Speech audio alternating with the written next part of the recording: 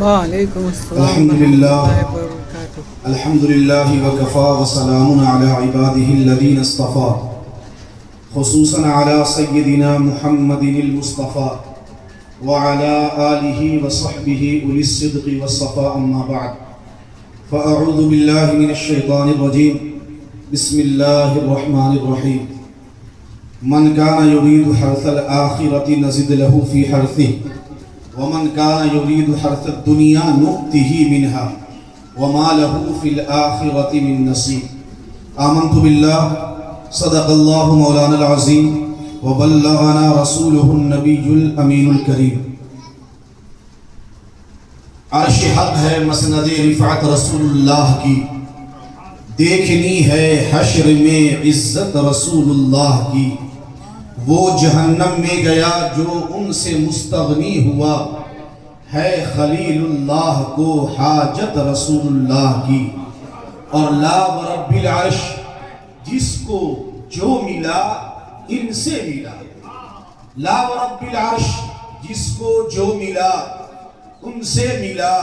بڑھتی ہے کونین میں نعمت رسول اللہ کی۔ اور اے رضا خود صاحب قرآن ہے مداح حضور، اے رضا خود صاحب قرآن ہے مداح حضور، تجھ سے کب ممکن ہے پھر مدحت رسول اللہ کی۔ سامعین و ناظرین، خانقاہ حاضہ کے سجادہ نشین و دیگر علماء اہل سنت،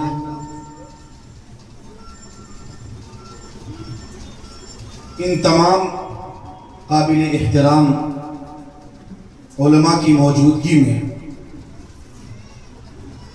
بس 10 منٹ آپ کے روبرو رہ کر اپنی بات رکھ کر گزر جاؤں، کیونکہ میرے بعد قاضی شہر دربھنگا مفتی فیضان الرحمن سبحانی صاحب قبلہ کی ایک اچھی اور معلوماتی تقریر اور بیان ان کا ہونے والا ہے، ہم تمام کو سننے کا موقع ملے گا۔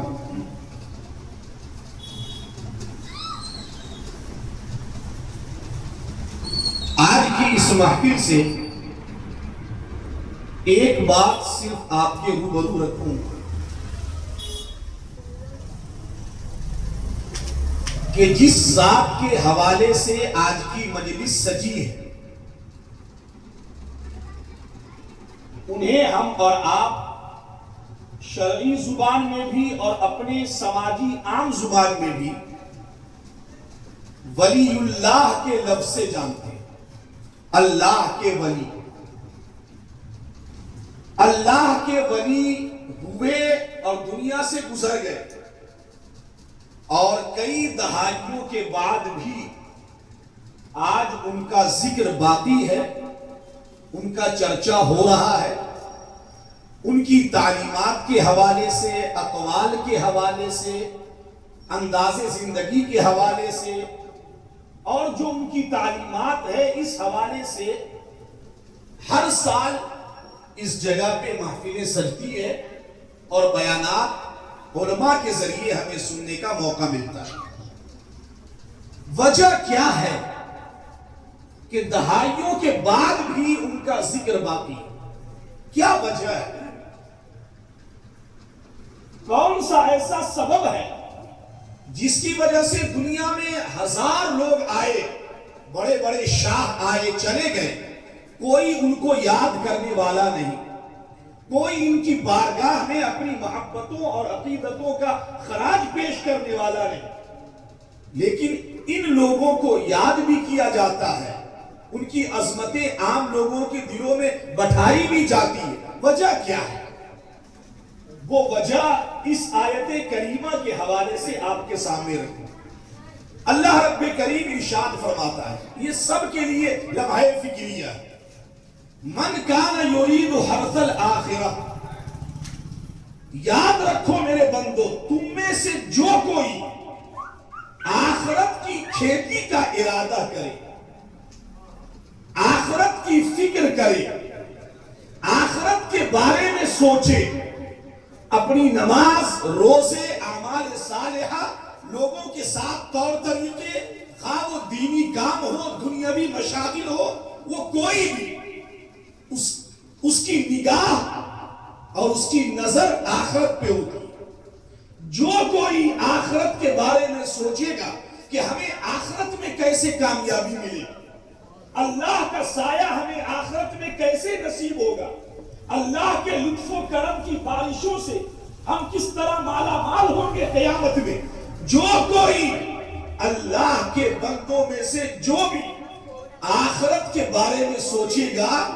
نزد لہو فی حرثی، تو ہم اس کی کھیتی کو، اس کی تعلیمات کی کھیتی، اس کے ذکر کی کھیتی، اس کے مشاغل کی کھیتی، ان کے اقوال کی کھیتی، وہ جس فیلڈ میں جو کام کر رہا ہے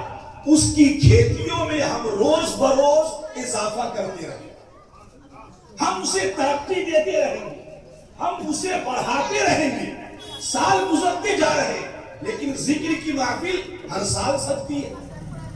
ہر سال لوگ جڑتے آتے ہیں، ان کے بارے میں سنتے ہیں اور کچھ لے کر کے جاتے ہیں۔ ہمیں آج یہ لے کر اٹھنا ہے کہ اللہ کے اس ولی کا کون سا عمل ایسا تھا اور ہے، اللہ کے ولیوں کا ہوتا ہے، جس کی وجہ سے ان کا ذکر، ان کی تعلیمات کو اللہ جانے کے بعد بھی عام لوگوں کے دلوں میں بٹھا دیتا ہے، ان کی محبتوں کو بٹھا دیتا ہے۔ وہ وجہ صرف یہ ہے کہ اللہ کے جو ولی ہوتے، دوست ہوتے، محبوب ہوتے، ان کی فکر آخرت کی کامیابی کے لیے ہوتی۔ ہم آخرت میں کیسے کامیاب ہوں گے، آخرت میں اللہ ہم سے کیسے راضی ہوگا، وہاں کی کھیتی کے بارے میں وہ ہمیشہ فکر مند رہتے، سوچتے رہتے، اور اپنے مریدوں کو، اپنے چاہنے والوں کو، اپنی مجلسوں میں آ کر بیٹھنے والوں کو وہ یہی درس دیتے، پیغام دیتے، سبق دیتے۔ میری مجلس میں آئے ہو تو یاد رکھو، جس طرح میں رب کے فضل و کرم سے، اللہ کے فضل و کرم اور اس کی عطا سے آخرت کے بارے میں سوچ رہا ہوں، ہم آخرت کے بارے میں سوچتے ہیں، ویسے ہی میرے چاہنے والوں، میرا نام لینے والوں، میری مجلسوں میں آنے والوں، یاد رکھو تمہاری زندگی کا بھی محور و مرکز آخرت کی کامیابی ہونا چاہیے، آخرت کی فکر ہونی چاہیے۔ جو کوئی آخرت کے بارے میں سوچے گا، اللہ کا وعدہ ہے، اللہ نے فرمایا ہم اسے روز بروز ترقی دیں گے، اس کی کھیتی میں اضافہ کریں گے، اس کا چرچا عام کریں گے، ہم اسے زندہ رکھتے ہیں۔ اور جو کوئی دنیا کے بارے میں سوچے، دنیا کے فکر مند ہو کر رہ جائے، وَمَنْ كَانَ يُرِيدُ حَرْثَ الدُّنْيَا نُؤْتِهِ مِنْهَا، جو کوئی دنیا کی کھیتی کے بارے میں سوچے تو ہم اس میں سے کچھ دیتے، تھوڑا، ہم اسے بڑھاتے نہیں،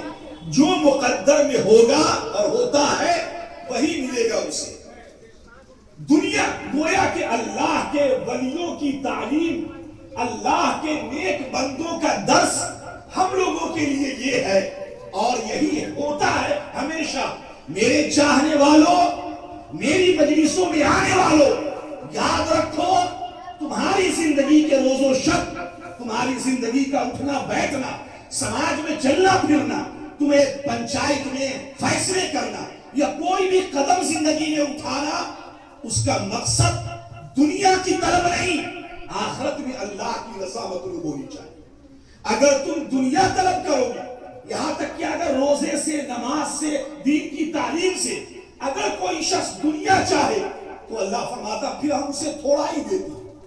ہم اسے تھوڑا، جو مقدر میں ہے وہی ہم عطا کریں، اور جو مقدر میں ہے وہ تو ملنا ہے۔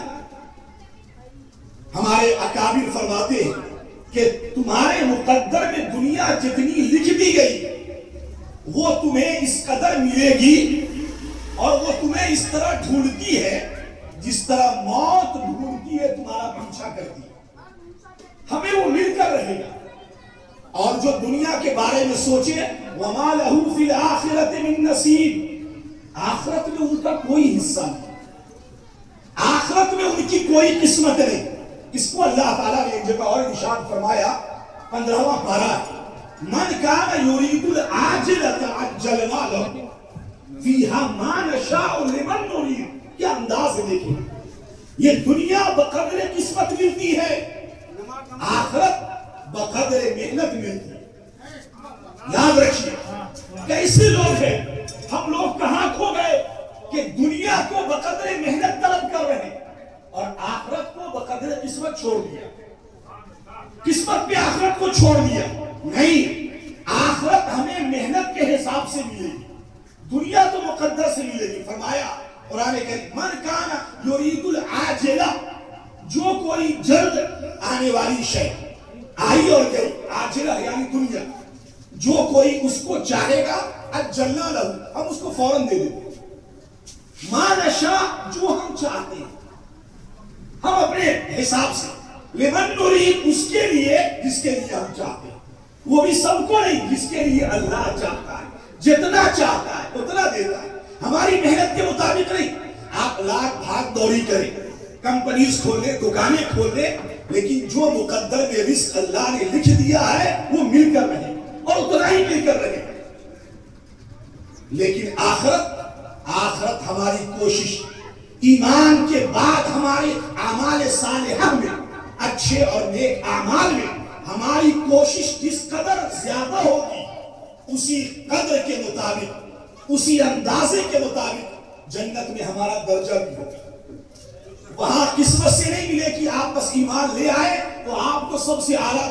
درجے کی جنت ملے گی. نہیں, محنت سے ملے گی. اس لیے اللہ کے ولی کی بارگاہ میں آئے آپ, ہمارے بھائی آئے, ہمارے بچے, ہمارے بزرگ بھی, ہم یہاں, یہ میرا دوسرا سال ہے ہم یہاں حاضر ہیں الحمدللہ. اس سے پہلے بہترین مجمع تھا اور بھی ہمارے بھائی یہاں بیٹھے. ہمیں ان جیسی مجلسوں سے میرے پیارے یہ سبق لے کے اٹھو, یہ درس لے کے اٹھو, یہ تحفہ لے کر اٹھو آج کی مجلس کا,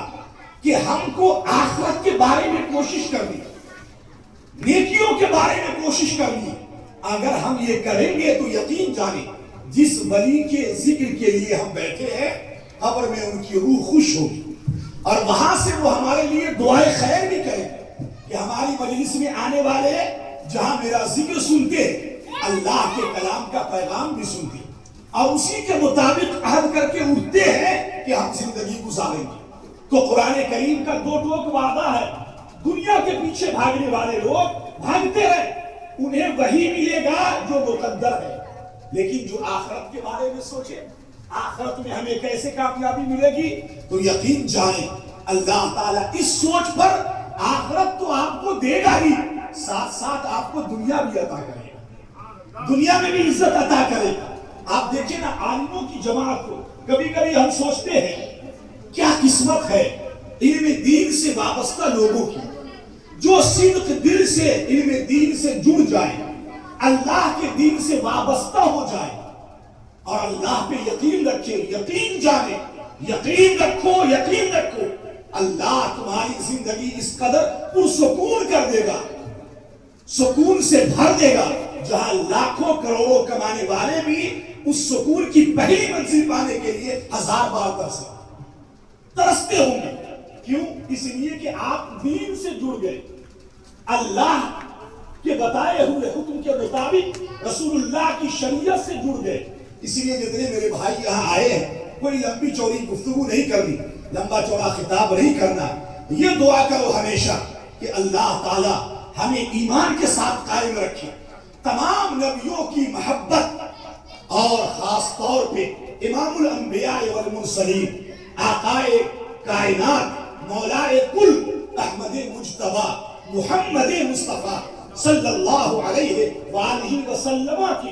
سچی پکی محبت, ان کے صحابہ کی محبت, ان کے اہل بیت اطہار کی محبت اور ان کی امت کے جتنے اولیاء ہیں,